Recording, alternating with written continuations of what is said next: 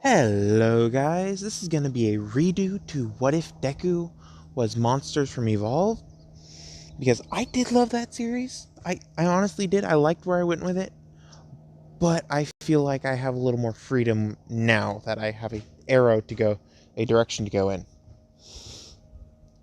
So this isn't going to be a hero What If, this is going to be a vigilante What If. So if you guys don't like vigilante What Ifs, you can click off this video. But if you want to hear this version of it, please stick around, listen, and if you like it, subscribe, because I may have more of this content coming soon. I even may have more vigilante what ifs if this gets enough likes. If this gets 3 likes, or if it gets 3 likes, I'm definitely gonna do the second part because I know you guys like it. But if I get 1 like, I know I might get a second part out by next week. So this is part 1 of What If Deku was Wraith from Evolve. And I'm only going with Wraith, and I'll tell you why in a minute. But we start in a hospital. And this is going to be very trippy. So we start in a hospital with a man and a woman. This man sees the child that the woman just gave birth to and says, "Yeah, no, I don't want that child," and walks out. And the woman starts crying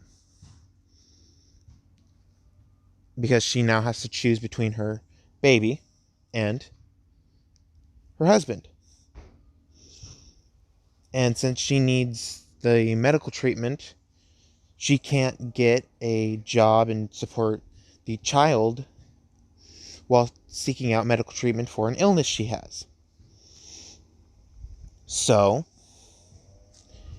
she says, "I'm sorry, I have to give you up for adoption," to the child, and the doctors understand because they know her situation. So they take the child to the orphanage, the doctors, and the orphanage takes care of the child. But the doctors said, "We shall give him your maiden name, and you shall name him so you can find him later in life." And then she goes, "I may call my sister to pick him up."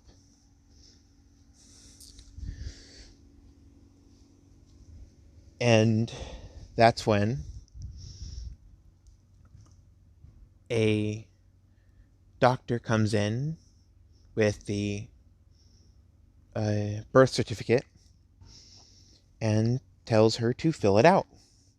So she puts the first name as Izuku and the last name as Midoriya. So her maiden name is Midoriya. But here's the kicker. This is going to be a very big kick in the rear to those who like this and who don't like who don't like genders changing. One for All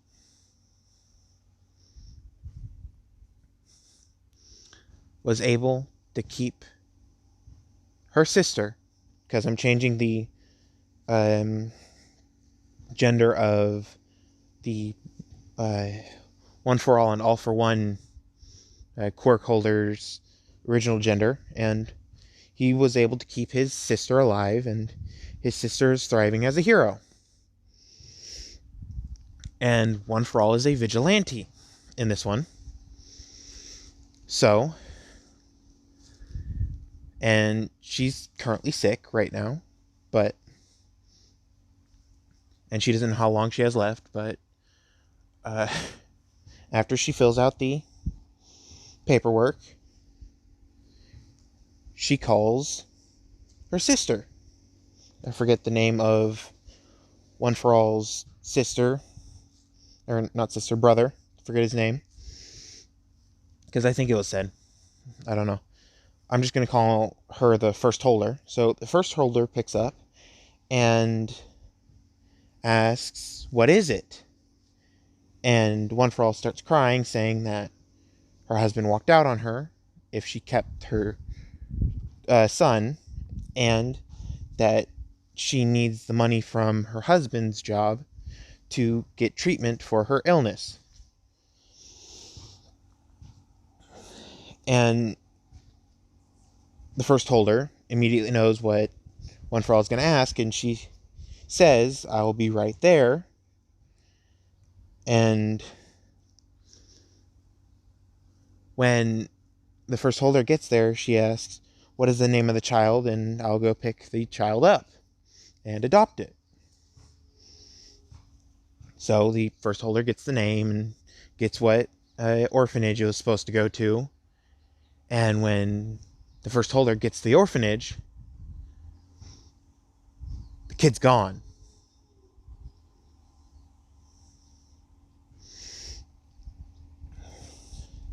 Now we skip 4 years. There's a little tiny Izuku running around, and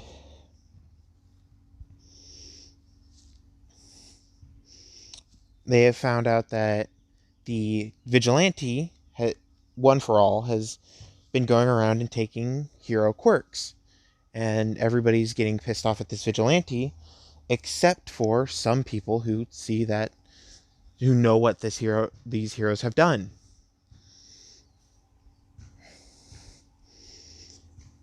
And people who are actually smart and looked up what this hero is about and all that know what they've done.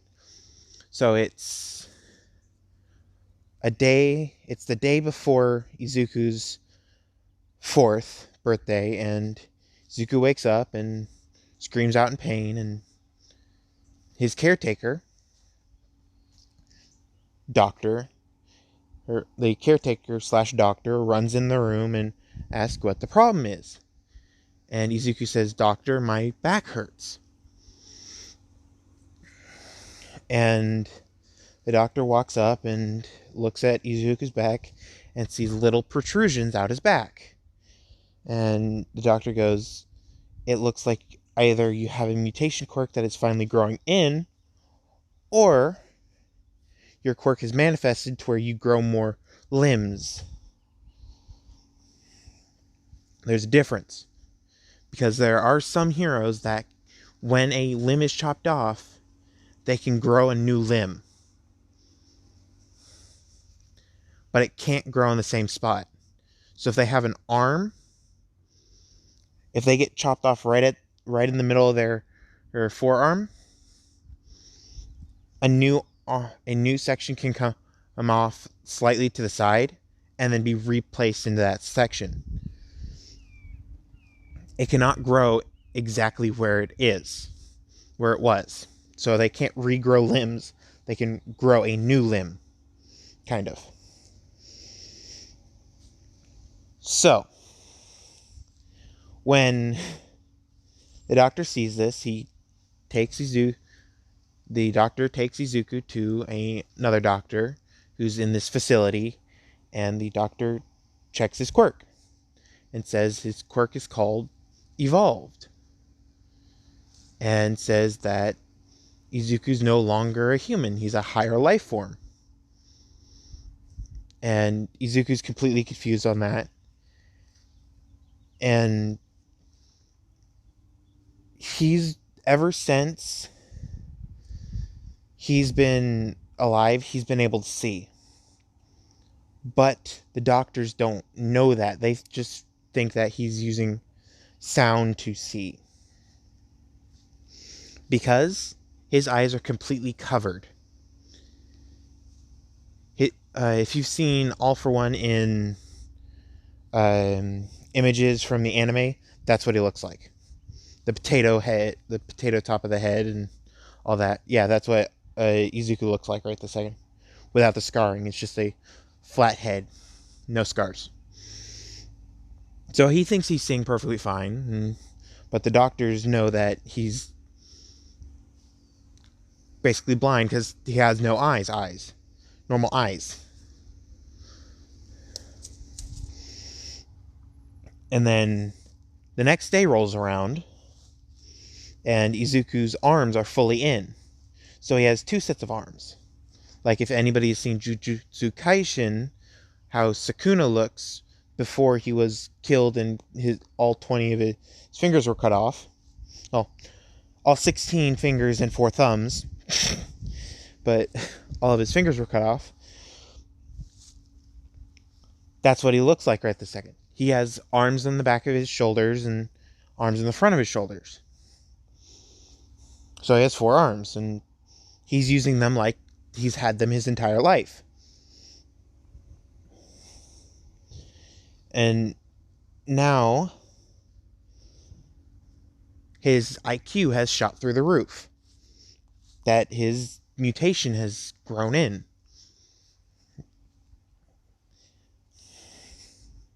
And then it looks like he's shedding his skin a week later, after his birthday. It looks like he sheds his skin.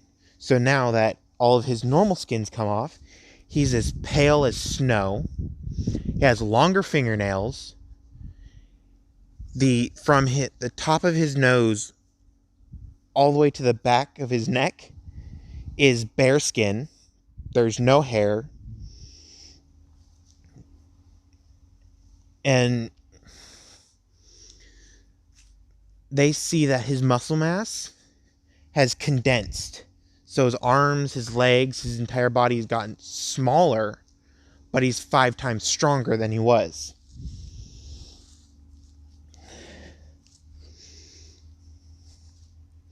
And he starts putting it together that he actually doesn't have any eyes because he's been walking around and seeing everything at once. He's been living like this forever. And he's been able to see books and pages, but he doesn't know why. But ever since he shed his skin, he can't see books and pages anymore. All he sees is his surroundings in a 360-degree arc. And then one of the doctors put a microphone in front of him and put it on his shirt, and they say, leave it there for 24 hours. And it captures the entire spectrum of sound, and they found out that he was emitting a high-frequency sound that no living creature on Earth normally can hear.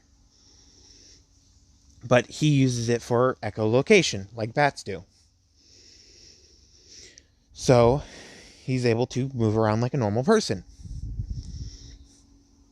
But this echolocation messes with radio waves.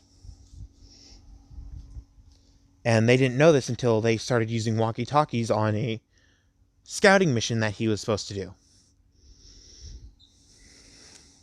So he was sent on a mission to go do something. At this point, he's been used on multiple missions as like a decoy or a distraction, because he acts like he's injured and needs help, and then gets in and knocks either everybody out, or everybody just gets distracted with him doing something, and someone comes in, and the entire plan normally goes off without a hitch. But since he's evolved and he's basically lost 90% of his emotions, they put him on the assassination detail. So they told him to assassinate certain targets. And a year goes by, and his target is One for All. Or All for One. The vigilante. And he goes after All for One, and when All for One... Since All for One has so many quirks, she had a quirk that can identify friend to foe. But when All for One was on a job, she had the feeling that there was an enemy coming near her, and then used the quirk for friend to foe, and all she saw was friends, besides the person in front of her, which was a foe, which she was completely confused about. She had basically a Spidey Sense quirk, and a friend and foe mapping quirk, and she was completely confused. So she went around the area looking for this foe that apparently is hiding from her, And when she found a little child that has her skin tone, because she's pale at this point from being in the shadows so long, and one of her quirks makes her really fast regeneration, but she has a lot of medical problems.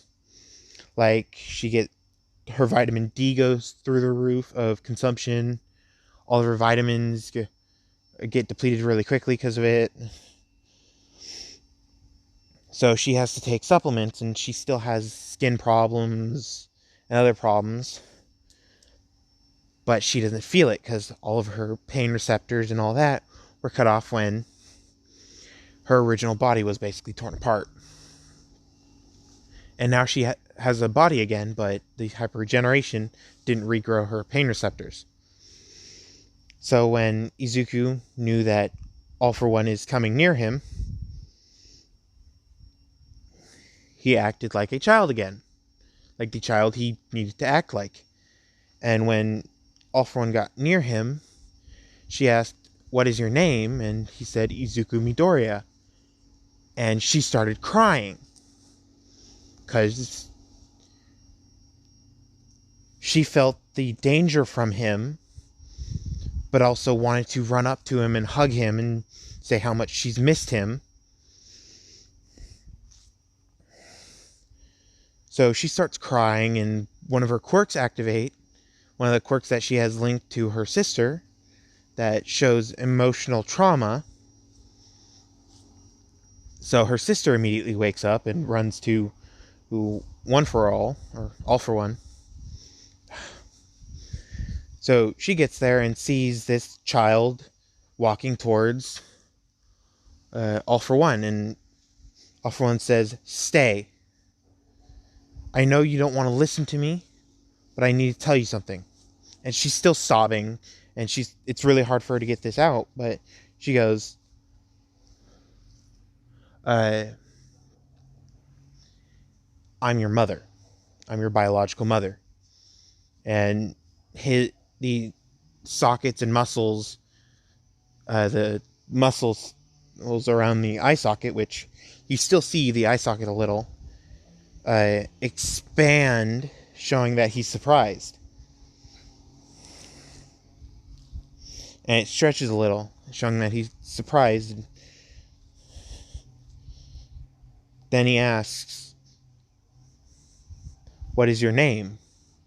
And she says her name, and then her maiden name, Midoriya. And then she says the reason why she left him and why she wanted to have her, and points to her sister, adopt him. And Izuku and then takes one of his hands with these sharp nails and jabs himself in the neck.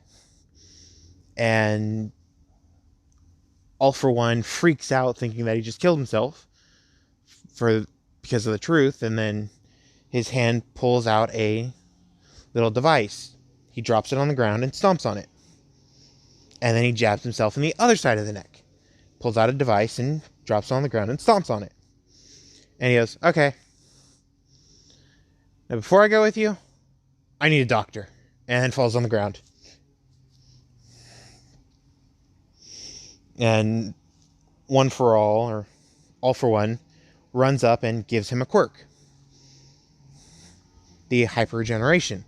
So those spots heal really quickly, and then she takes the quirk back.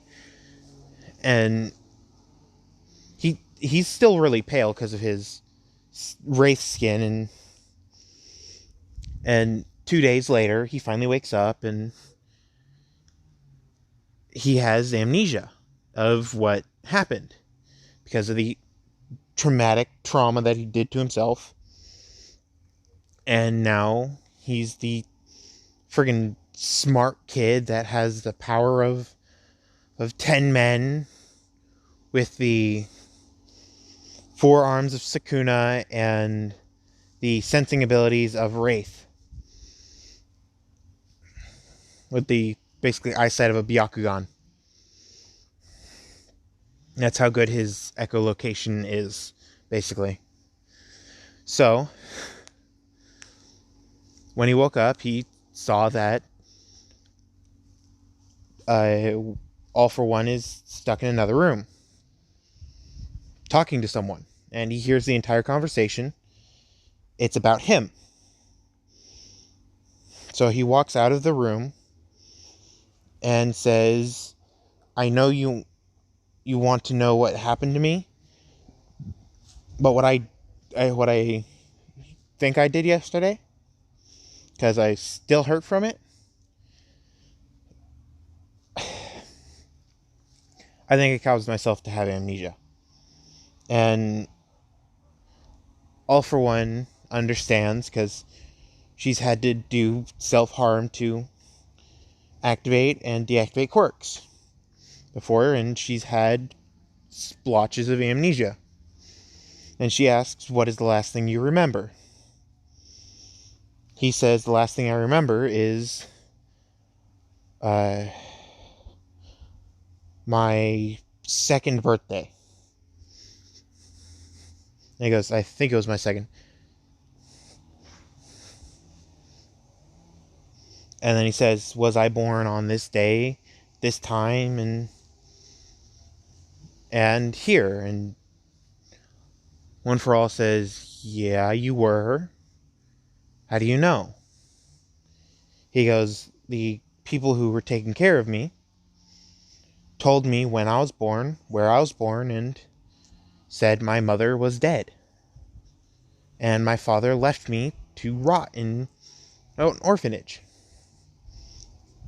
And All for One, who got really mad at this, said, when I find out who took you, I'm going to slaughter them all. And he goes, no need to slaughter them all. If they didn't send me on that mission, I wouldn't have found you. I would still be there. And I'd probably still be a weapon. And then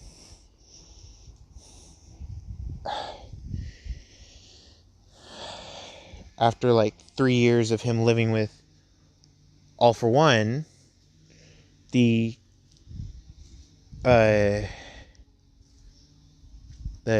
cops show up and bust in All for One's door. And they see a child, what looks like a child. And they say, you need to get out of here or you're going to be cuffed. And he goes, yeah, first off, I'm not leaving my mother. And second off, you can try to cuff me. Won't work. So one of the cops had a quirk canceling and had the authorization, if they resist, to cancel their quirk. So he uses his quirk to cancel his quirk. But the cop's quirk is, when you hear a sound from him, the quirk is canceled. He was about to talk and Deku blitzed him.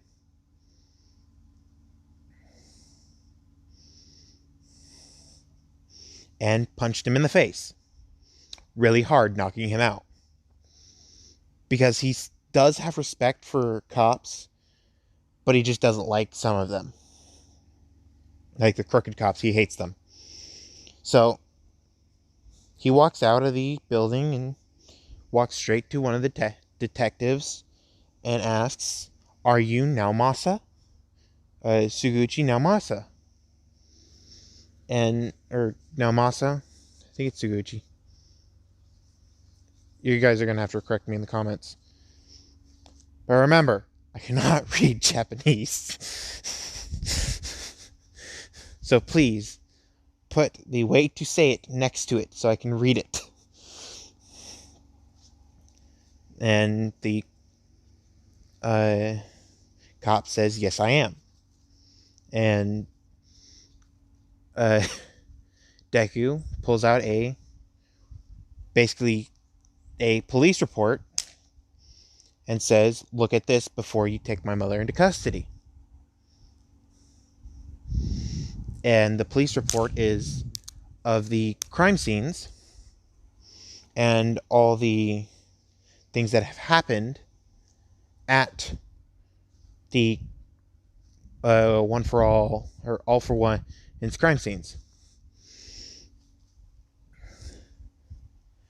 And the report is supposed to be redacted to the cop that was assigned to All for One and the chief of the station. Now Masa starts reading it and sees that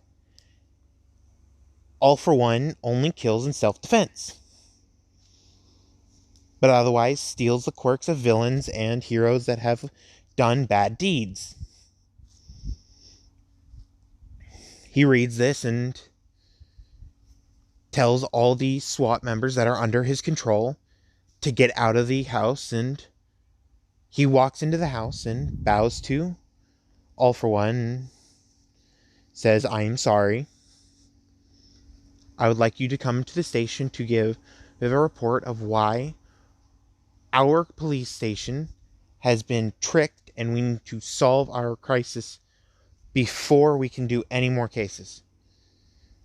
And she agrees. And then she says, on one condition, he comes with, and points at the kid. And now Masa says, "By the way, who is that?" And she says, "My son." So he's 6 at the time, but he's as smart as Nezu.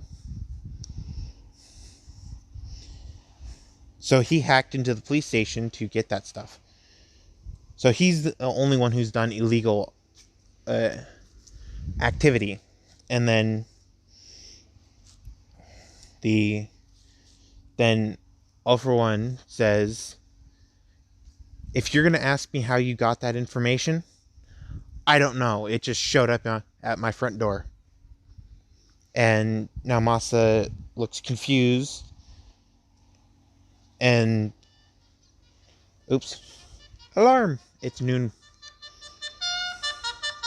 There you go. I'll be right back. I've been called by my mother. Burb. Okay, I'm back. So now Masa, he walks up to Izuku and says, "What is your IQ level?"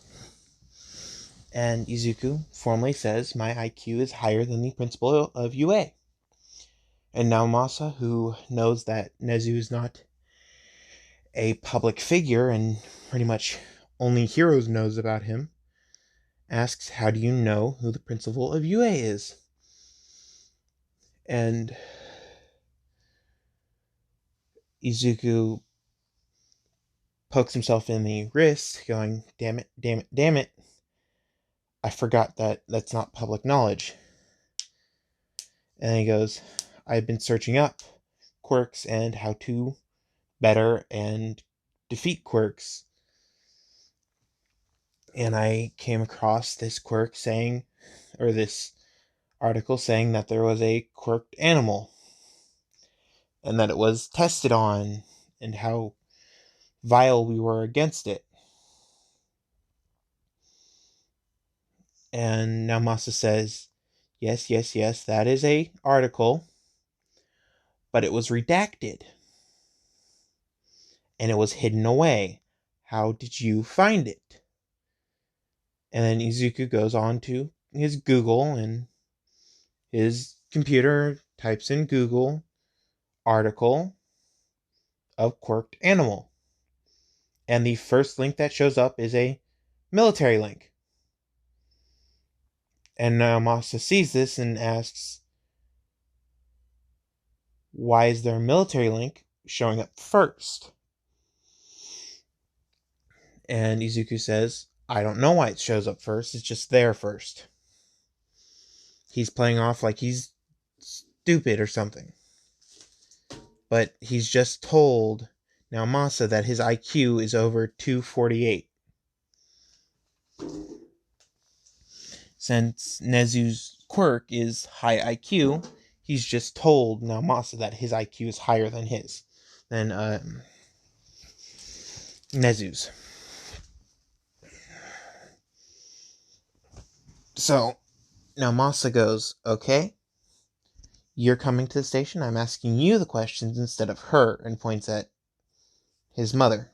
And he goes, I'm not answering any questions unless she's in the room. And Naomasa says, okay. And he leans down and crouches down near Izuku and asks, how old are you? And Izuku says, I am 6.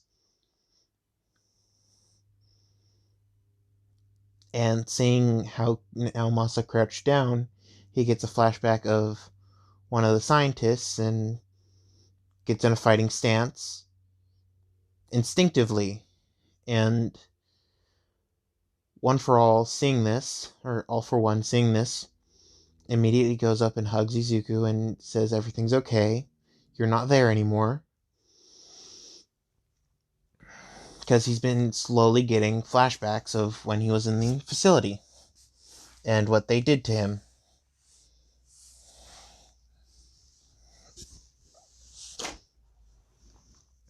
And Naomasa asks, where was he?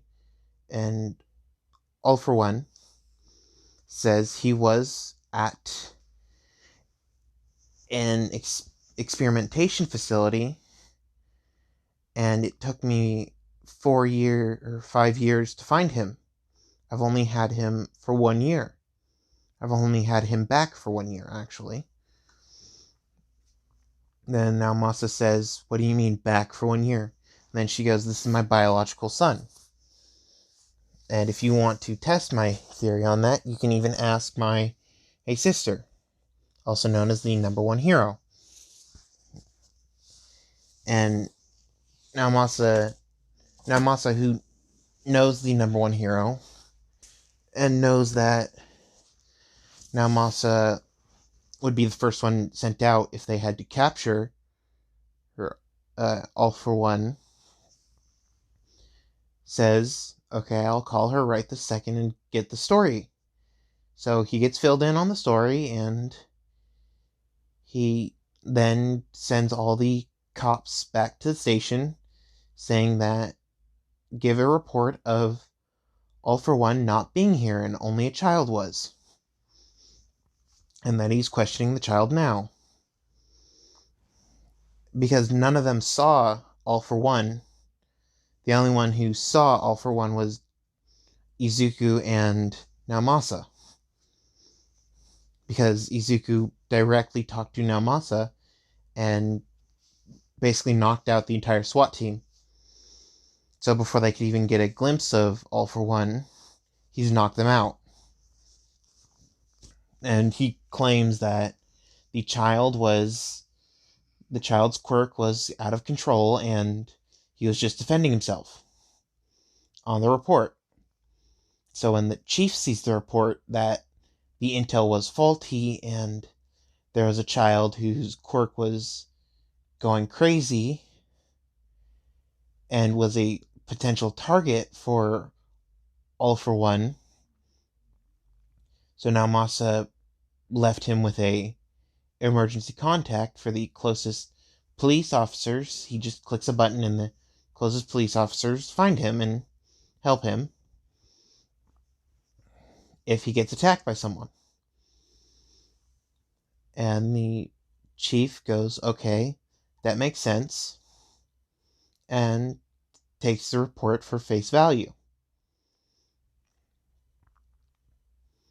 And Namasa saying that it was taken for face value is like, okay, either the chief is shady or this entire department is shady. And then he does a undercover investigation of the entire department with the first holder's help. And 2 to 3 days later, he gets the neighboring department's help to secure all the crooked cops and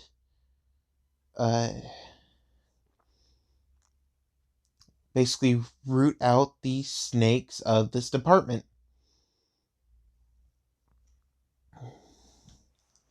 And now Masa starts talking with All for One a lot more and getting what she does and understanding what she does. and understands that there was an immortality quirk that she picked up from a random person and gave half to her sister and half to her, and gave the immortal part to her sister, and gave the immortality quirk to her sister and gave the ageless part to her and kept the ageless part. So she doesn't age, her body doesn't age, but she still has a chance of dying in a fight. Her sister doesn't. But her sister will slowly age. She'll age as fast as Logan will in the X-Men universe.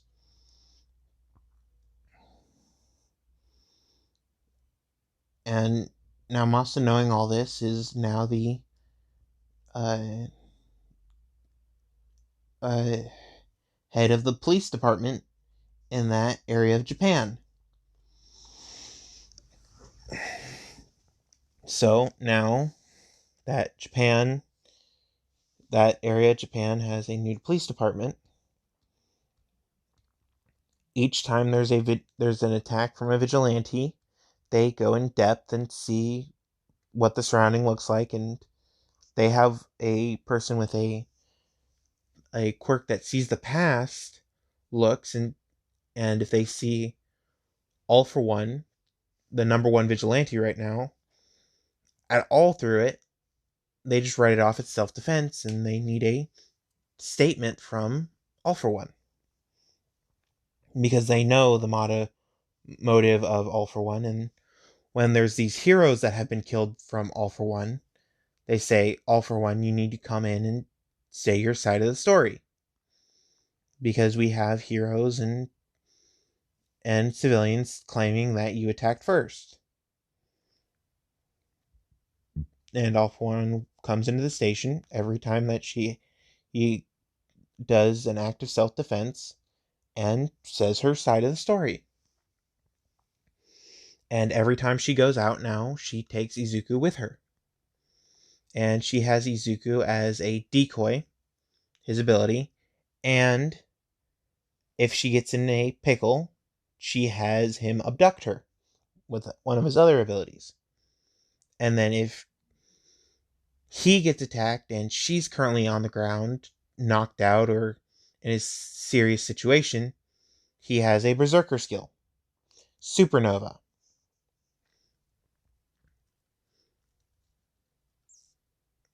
I forgot her last skill. Warp. He has one more skill, Warp. So he can warp in and go boom. And Supernova. And the self-defense becomes more brutal and more brutal over the years, because another aspect of Izuku's quirk has been manifesting, where he's addicted to the smell and taste of blood. So every villain All For One attacks or takes quirk from, she also takes a pint of blood from them until they run in with Overhaul. And Overhaul attacks Deku first, or Izuku first, and uses quirk. But here's a weird section. He puts Deku or Izuku back together with himself and tries to use Izuku's quirk. And when he uses Izuku's quirk, Izuku takes over.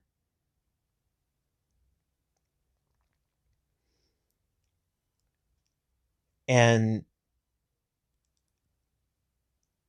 he then goes into like a bubbly chrysalisk form, and the next day when they see a giant section of blood in an alleyway, one of the cops pulls up and inspects and sees this giant sphere that looks like it's bubbling. And now Masa, the chief of the police department, gets called because this was a all for one attack and asks what the hell this is. And then all for one shows up and or doesn't show up.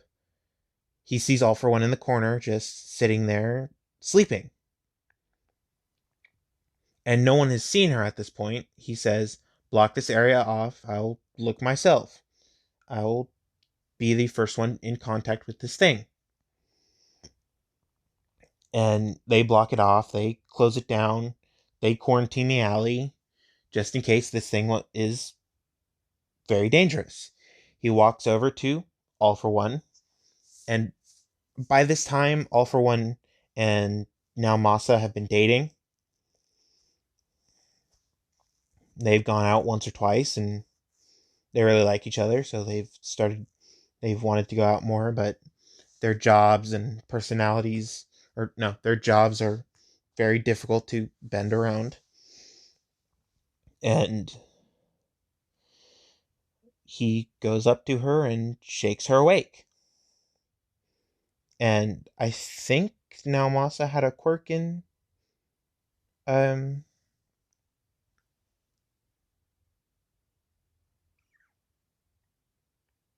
ooh, is this my Discord? Yay! I think. Huh? Nah.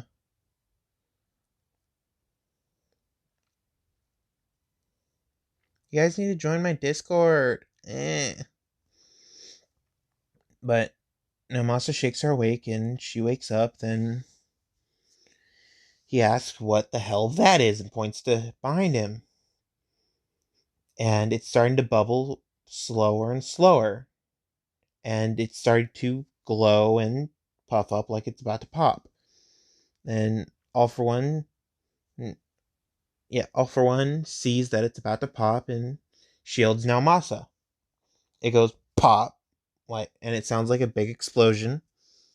Well, like a big soap bubble, a big high pressurized soap bubble, also known as a balloon.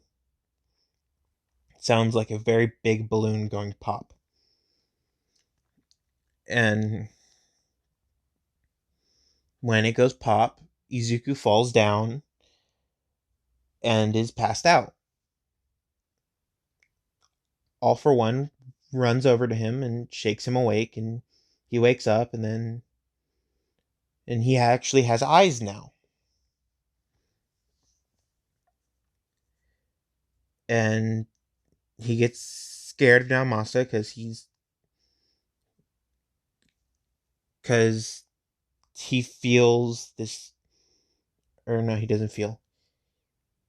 He still has echolocation going at all times, slightly. He smells the scent of gunpowder and basically sees the gun through his clothes and gets freaked out and transforms into Wraith.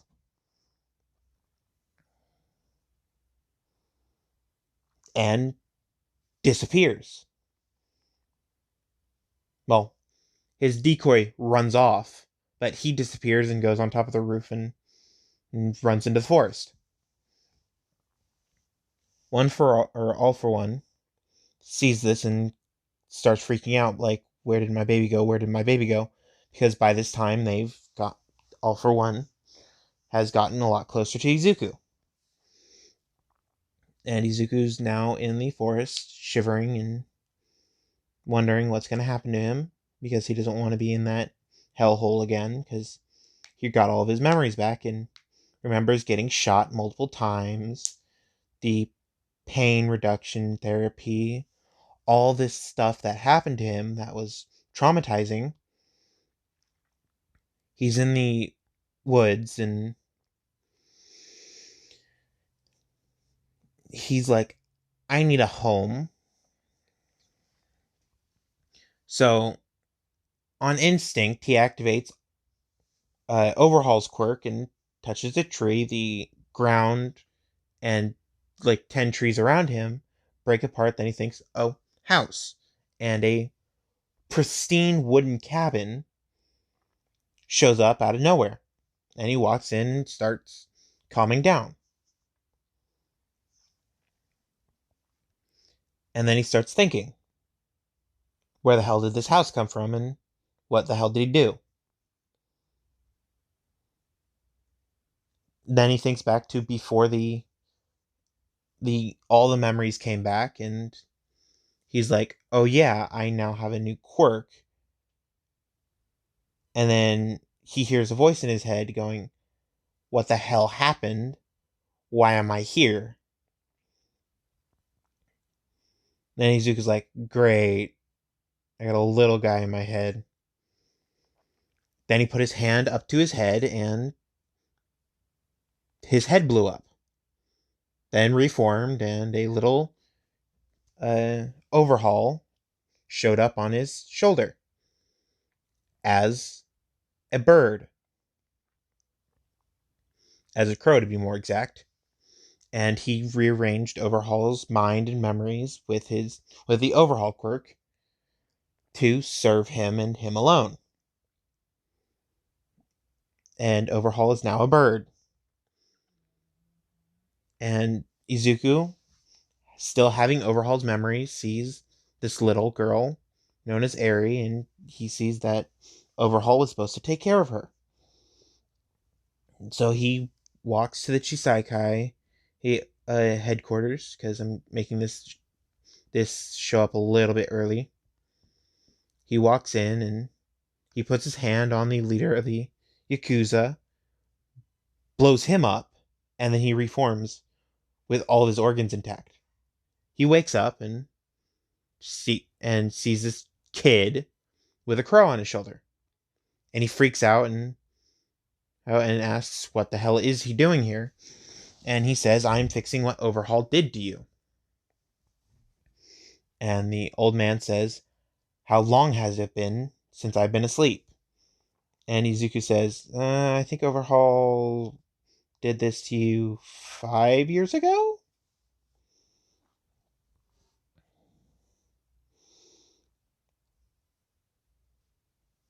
And then he's like, what about my daughter and them? And he goes, Overhaul doesn't know what happened to your daughter, but your stepson, your son-in-law, died from your granddaughter's quirk that activated a year ago. So yes, Eri's 1 year younger than Izuku. And he's slightly relieved and asks, how do you know all this stuff? And then he points at his shoulder and says, this is Overhaul. And the guy starts laughing, going, yeah, and I'm the richest man on the planet. And he goes, no, literally, this is Overhaul. I have his quirk now because he fused with me and I took over. And the old guy, the leader of the Yakuza, goes, okay. And as for payment from you saving my life, I shall not harm you or any of your loved ones. Or if I find someone that you're protecting, I shall help protect them. And Izuku goes, okay, that's fair. But I have a better idea. And the old man goes, what is it? And then Izuku says, I take Eri's quirk away till it's time for her to go to UA.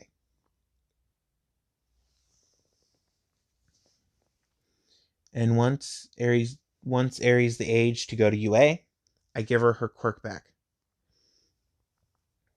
And when she gets into UA, I become a teacher and help her control. Or do you want me to help her control now? Depends on you. Let her have a slightly normal life, or let her have a very dangerous life and with a chance of killing everybody she loves. And he goes, let's go with the first option. So Izuku is now the caretaker, or slight caretaker, of Eri, because he disconnected her quirk gene from, basically disconnected the quirk gene from her for a total of just enough to where it would reform at a certain time. So she still has the horn, but her body thinks that that's the only quirk she has. So she goes to school, she's a normal kid. Izuku, on the other hand, is stuck at home and is homeschooled. So and he's been a vigilante this entire time. And the year of Eri doing the entrance exams, Nezu gets a random email saying, I'm the vigilante, Wraith, and I want to become a teacher. And Nezu types back saying, okay, what are you proficient in? And the email, before he was finished typing, there's another email that says, everything you are. My IQ is higher. And while Nezu's typing, what do you mean your IQ is higher? He gets another email saying, I've hacked into your computer and I see your screen. You don't need to click send. And Nezu looks shocked. And then a video pops up and it shows Izuku with his original face. And Izuku starts talking, saying, my name, well, my surname is Midoriya. I am the son of the vigilante, All for One. And I am asking to join the UA staff to help with a specific quirk that can kill any hero very easily. I've dealt with this quirk before, and she's about to awaken it in 6 hours. And it's currently 6 hours before class, because she's gotten into 1A with just her pure strength alone.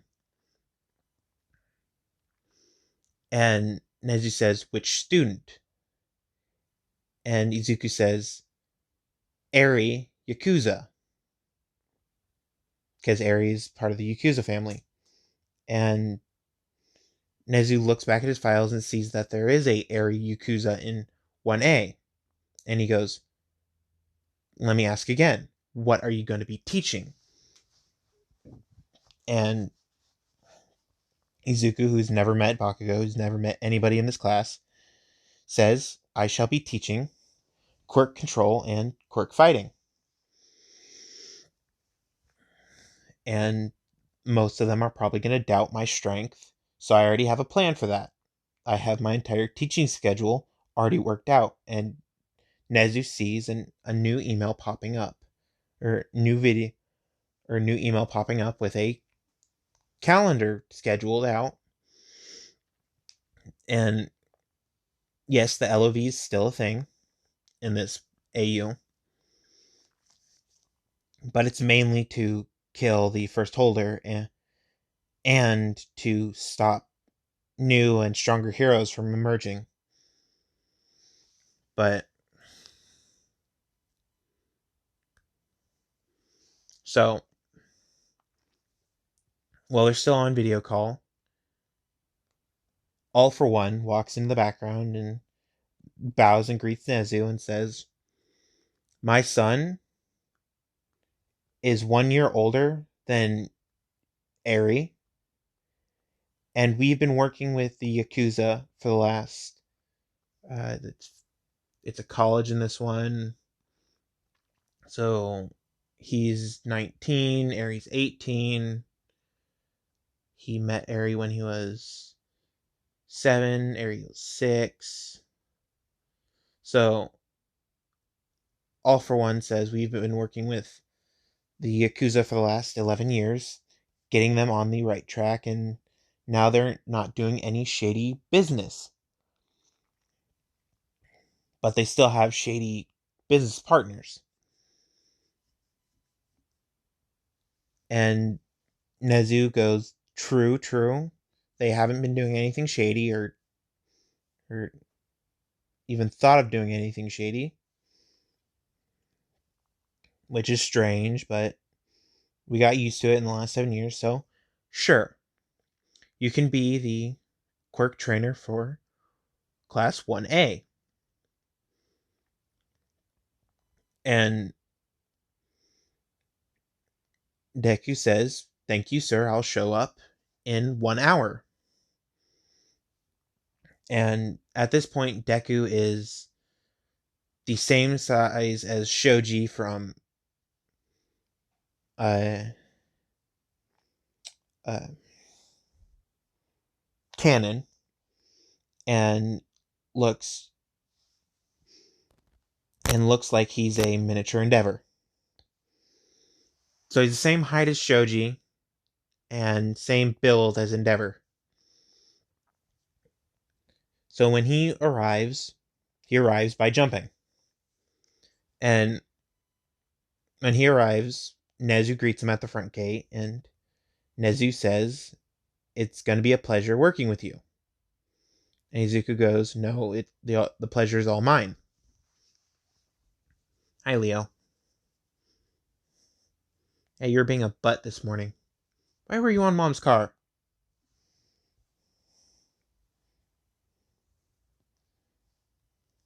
Yeah, that's him. That's Leo.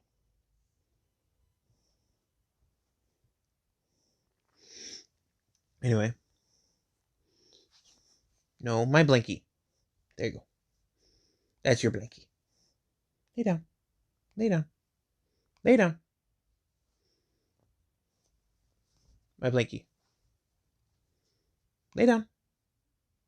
Get comfortable. Get comfortable. Sorry about that.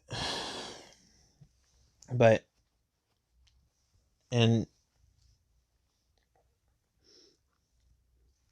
when Nezu greets him, he greets back in a professional way and says, I shall not be doing any vigilante work or any hero work, because he does have a hero license, because he got a fake hero license, but hacked the hero system to register as a hero without them actually taking a test, because he knows he would pass.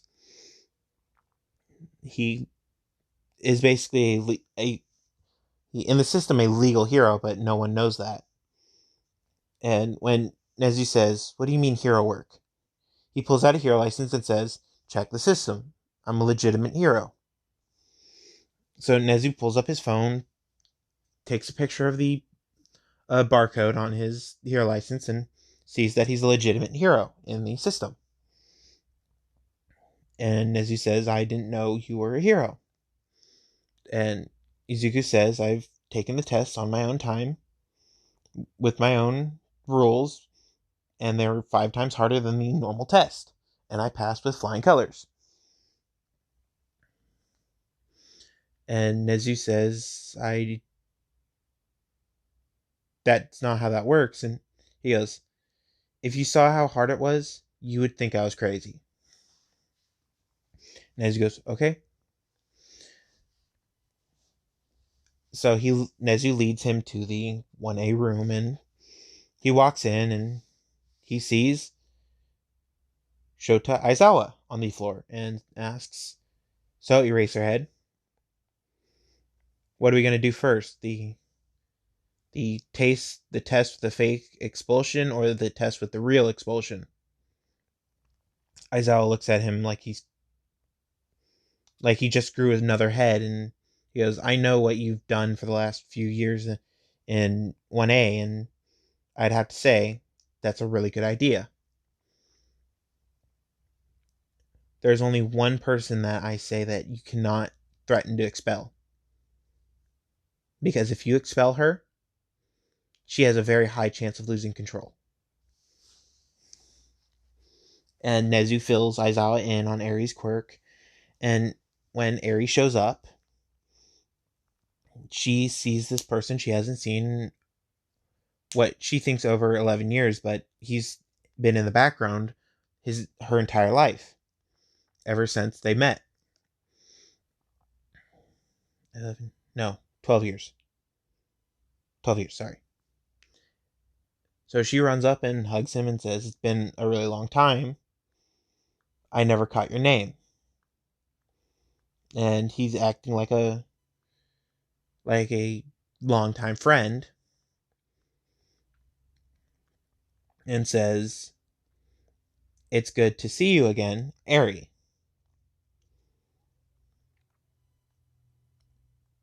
And they start catching up, and he finally introduces himself as Izuku Midoriya, the vigilante slash hero Wraith. And by this point, when he says, "I'm the vigilante slash hero Wraith," everybody looks at him like he's crazy. And Aizawa gets up and does his normal spiel of, "Shut the hell up, you problem children, and we're going out to the training field, and whoever gets last on this exam gets expelled, except for her." And he points directly at Eri, and Izuku smiles, saying, "I know what all your quirks are. Her quirk is the most volatile, so she can't be expelled." And he explains why, and Eri is confused a little, and he says, "You'll see." So when everybody gets to the training ground, he throws the ball to Izuku, who walks up to the plate, and Aizawa says, "He shall demonstrate all the tests." And then they hear a boom. Well, Aizawa hears a boom behind him after he said, "Demonstrate tests." Then boom. And all of their eyes widen. And then Aizawa turns around and sees that there's a massive crater where Izuku just was.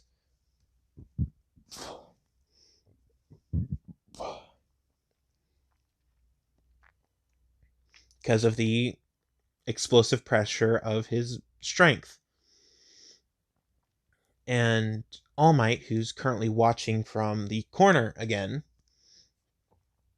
or not All Might, yeah, All Might. Toshinori Yagi is All Might still. And All Might has been going out with the number one hero and the first holder of One for All. Toshinori Yagi has just gotten a really strong enhancement quirk.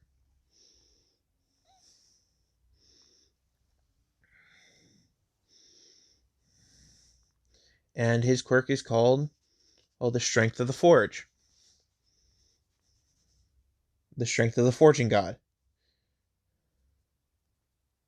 No. His quirk is called Atlas. Because he has enough strength to hold up the world. So, he's just standing there in muscular form. Oh, not muscular form, his normal form. He's not skinny french fry in this one. He's standing there in normal form, and he saw this happen, and he walks up to Eraserhead and asks, "Who is this guy?" And Eraserhead says, "Did you not get the email this morning?" And All Might says, "No, I was doing hero work." And Eraserhead facepalms and says, "Go to Nezu." So All Might runs off to Nezu at full speed, and which is cannon speed for him.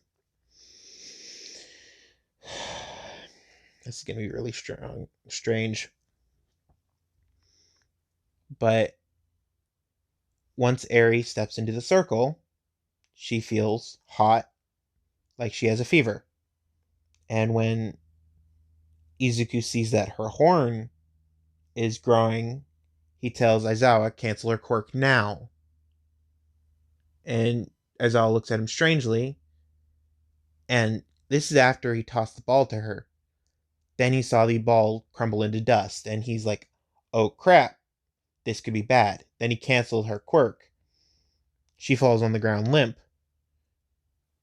and is hyperventilating because of the rush of getting her quirk back. And Izuku picks her up and says she's going to Recovery Girl and I'll be back in a minute. And then what felt like wind pressure from a punch hits them, but it was actually Izuku running off. And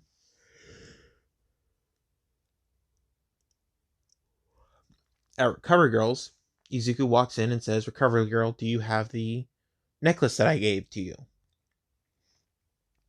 And Recovery Girl says yes, and it's been a while since she's used it for a patient.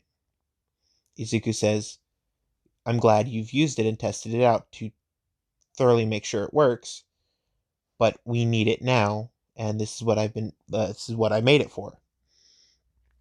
So they get a locket out, and it has the footprint of Evolve, the evolved monster footprint on it. And on the back it says, high quirk suppressant collar of the foot. And when he puts it on Eri, she starts burning up a little bit more because her body's readjusting really quickly to her quirk. And when he puts it on her, her body he is adjusting too fast to her quirk, to the quirk that is now the ability to reverse time by a day, instead of the ability to reverse time all the way to the form of a fetus.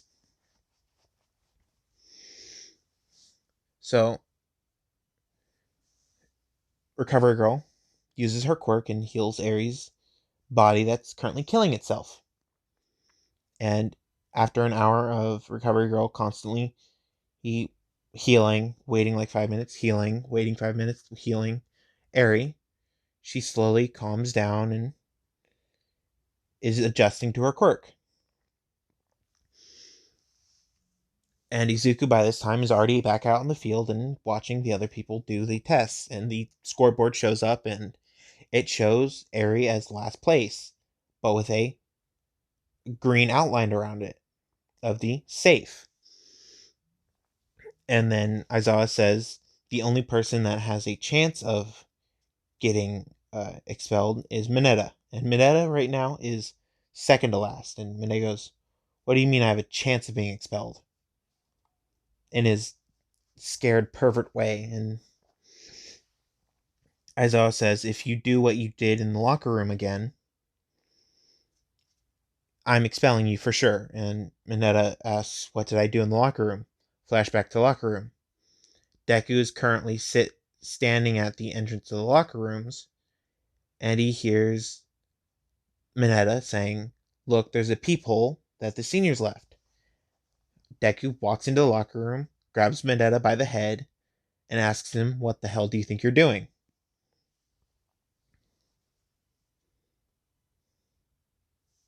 Ooh. What the hell do you think you're doing? And Mineta goes, sorry, and apologizes constantly. And back to present. And Mineta remembers this and goes, oh, okay, I won't do that again. And that's the end of day 1.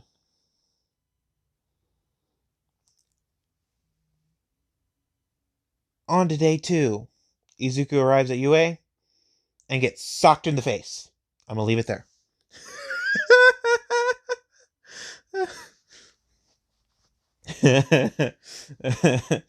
I'll talk to you guys later.